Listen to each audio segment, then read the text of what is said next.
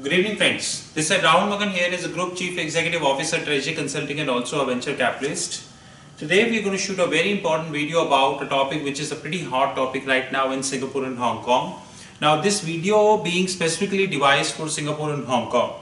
The reason being that, as you very well know, that Treasury Consulting is a Singaporean principal headquarter company, and now we are heading towards Hong Kong. And God willing, before next month, within next month we would be able to announce our Hong Kong entity.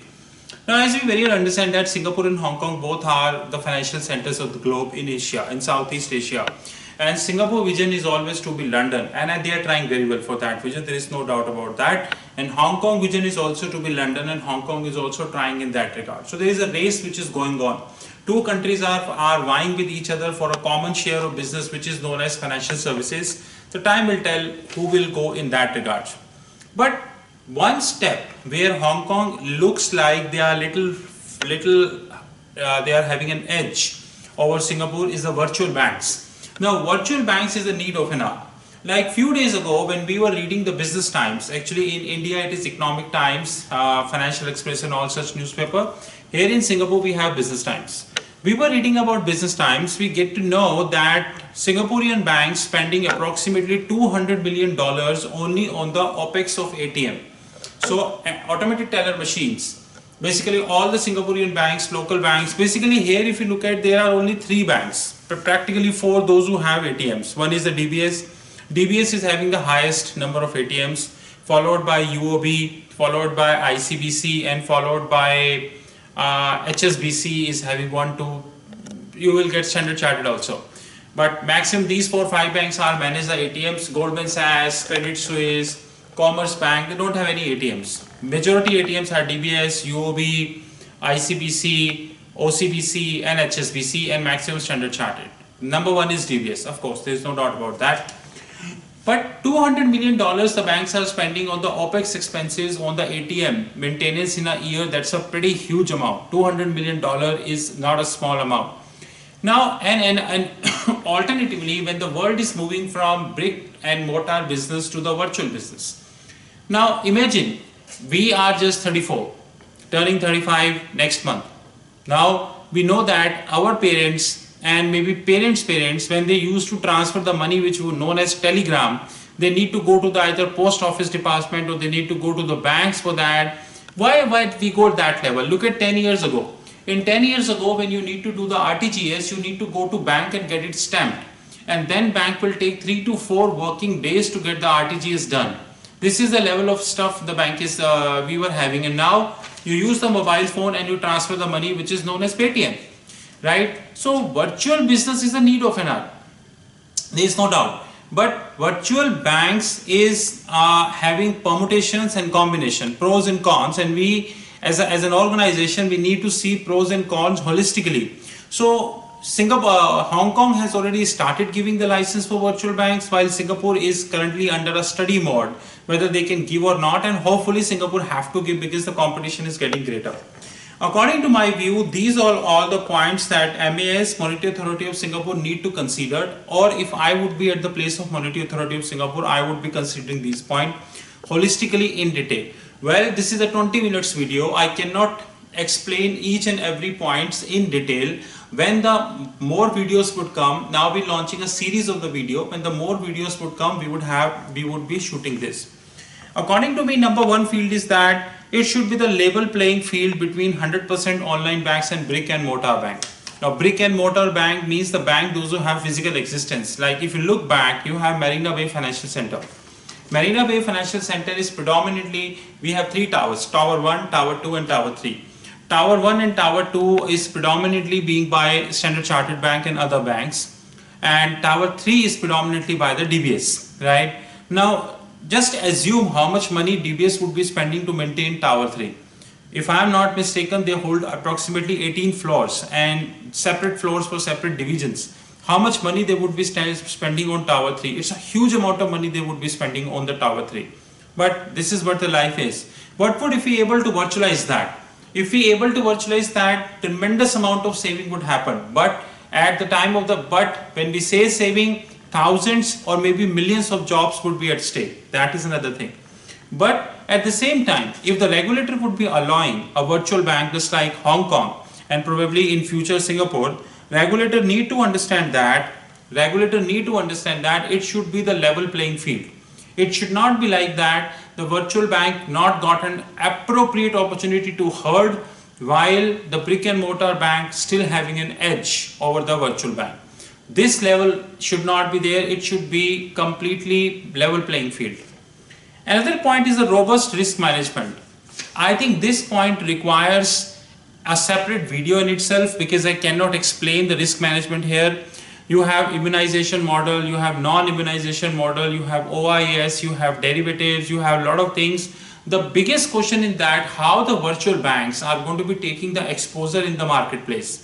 And another thing, the third point which is coming is the marketplace. What would be the marketplace in that regards? Now, what is marketplace? 200 meters from here we have SGX, Singapore Stock Exchange. It's a marketplace. Just 500 meters from here, I have one of the CSDs, which is Central Security Depositories. It is a marketplace here. If I go relatively little far, 1-2 kilometer, I have State Street here.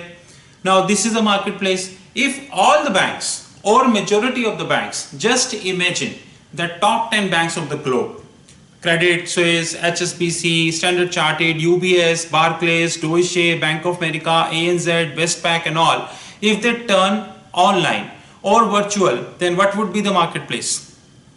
This marketplace and the robust risk management requires a detailed study, and we need to see holistically and very carefully. We should not look it in a silo or a standalone mode, else it would be a mess. Now today banks are brick and mortar. Brick and mortar banks have their brick and mortar marketplace. We need to see how things would move. Very important place is that currently, as per MAS, now I am taking an indemnification, this is what as per the media. As per MAS, lending and borrowing is possible virtual. However, other activities of the bank needs to be holistically looked at. I think that is right point.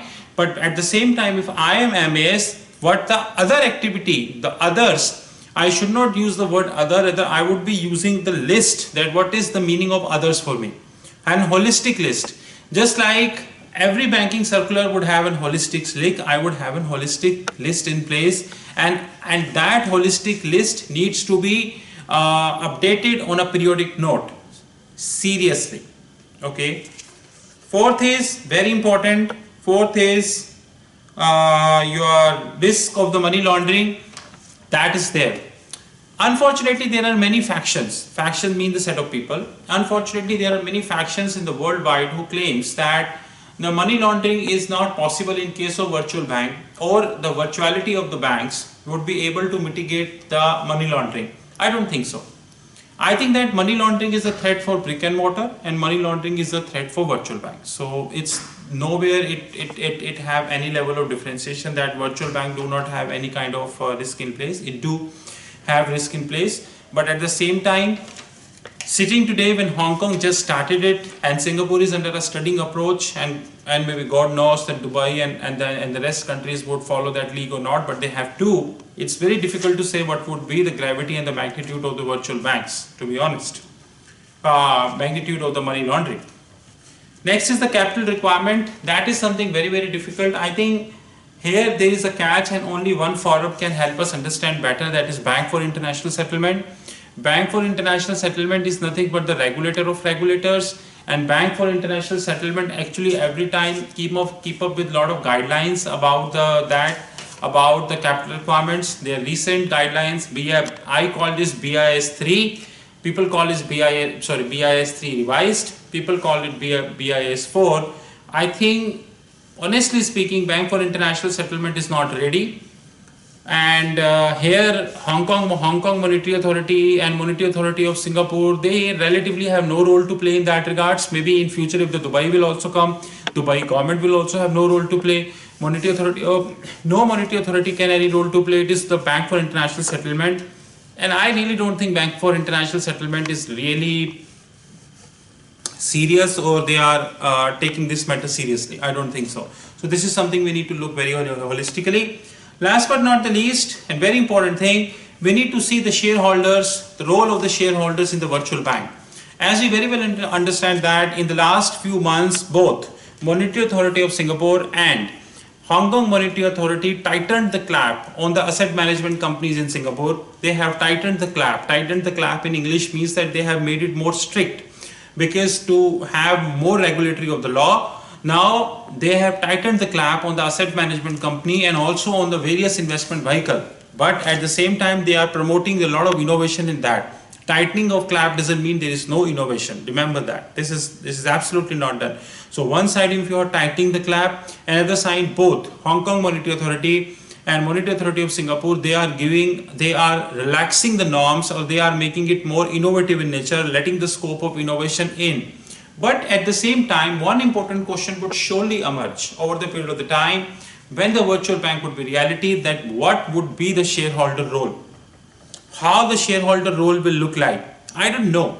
But these are very interesting things which are happening when I'm turning 35 next month, because Treasury Consulting is moving as a bank. Maybe 4 years down the line, by that time I would be 39, and holistically speaking, virtual bank is a reality. It would be good for us that when by that time virtual bank would be a reality, and we need not to spend several $1 million in creating very lavish offices and all these things in place.